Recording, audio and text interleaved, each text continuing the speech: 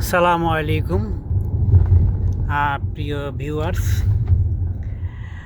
আমি এখন অবস্থান করছি ইতালির তোরিনো শহরের বুরিনো নামক একটি গ্রামের ভেতর দিয়ে আমরা যাচ্ছি।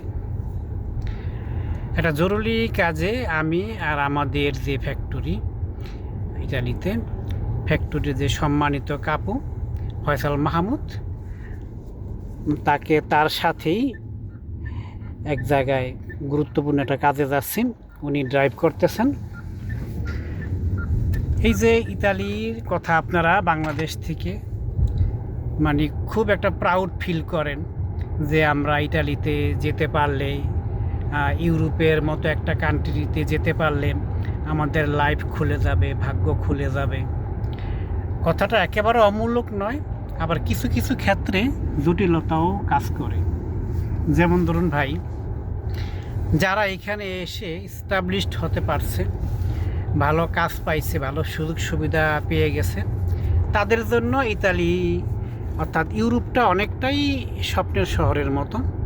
কিন্তু অনেক মানুষ আছে যারা বছরের পর বছর পার হয়ে যায়, ভালো কোনো কাজ পায় না, তারপরে সৌজন্য তাদের প্রয়োজনীয় কাগজপত্র করতে পারে না। তারা যে কি দুর্ভোগ পোহায়, এটা আসলে বাস্তবতার মুখোমুখি না হলে বোঝার কোনো কায়দা নেই। দেখুন, বর্তমানে ইতালিতে আসতে প্রায় 20 থেকে 22 লক্ষ টাকা লাগে। তো আমার অনেক বন্ধুবান্ধব, আত্মীয় স্বজন আছে যারা প্রায়শই আমাকে ইতালিতে আসার ব্যাপারে খুব করে বলে আর কি, যে ভাই ব্যবস্থা করে দেন, টাকা পয়সা কোনো ফ্যাক্টর না।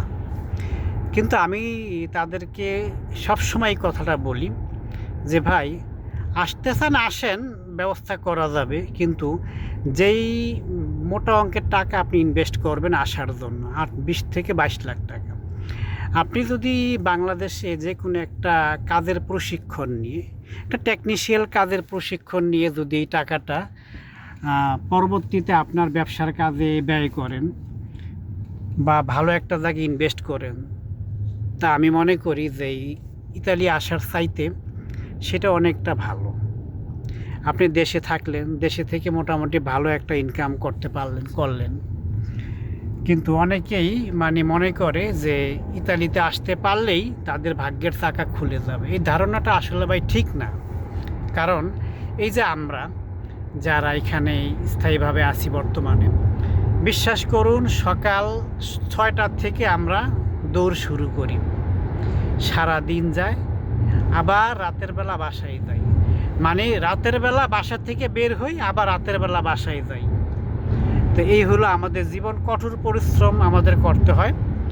সপ্তাহে যে 2-1 দিন বন্ধ পাই, শনি রোববার, কোনো দিন শনিবারে কাজ থাকে, রোববার সবসময় বন্ধ পাই। তখন দেখা যায় যে আমাদের পার্সোনাল কাজ নিয়ে ব্যস্ত থাকতে হয়। রান্না বান্না আছে, বাসা ঝাড়মোছ করতে হয়, জামা কাপড় ধোয়া বা নিজের কিছু পার্সোনাল কাজ থাকে। এগুলো করতে গিয়ে দেখা যায় যে 30 দিনে আমরা ব্যস্ত থাকি বিভিন্ন কাজে।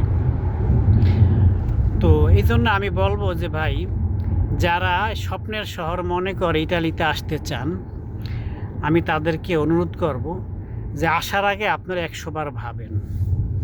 যেই টাকা ইনভেস্ট করে আপনারা ইতালিতে আসতে চাচ্ছেন, সেই টাকা যদি আপনারা একটা টেকনিশিয়াল কাজে প্রশিক্ষণ নিয়ে বা যে কোনো একটা ভালো কাজে প্রশিক্ষণ নিয়ে তারপরে আপনারা ইনভেস্ট করেন, তাহলে আমার মনে হয় যে ইউরোপে আসার চাইতে সেটা কিন্তু অনেক ভালো।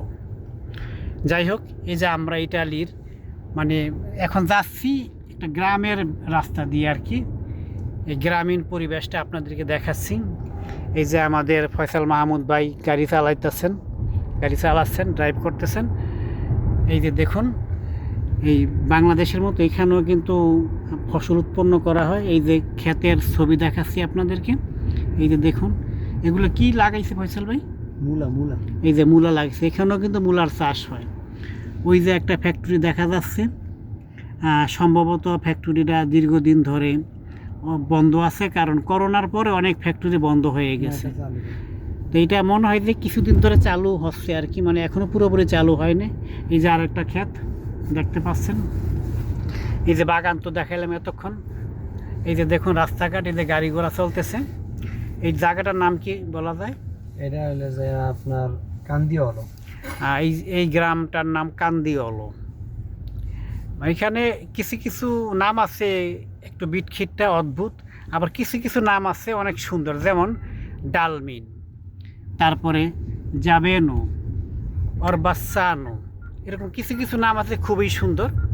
আবার কিছু কিছু নাম আছে একটু বিটখিটটা।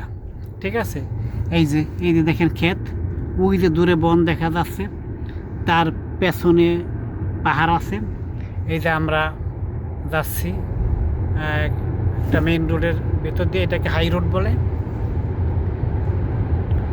তো ঠিক আছে ভিউয়ার্স, আমাদের ভিডিওটা লম্বা হয়ে যাচ্ছে, আমরা আজকে আর বেশি দূর যেতে চাচ্ছি না, আজ এখানে শেষ করলাম। ইনশাল্লাহ পরবর্তীতে নতুন কোনো ভিডিও নিয়ে আপনাদের সাথে দেখা হবে। সেই পর্যন্ত সবাই ভালো থাকুন।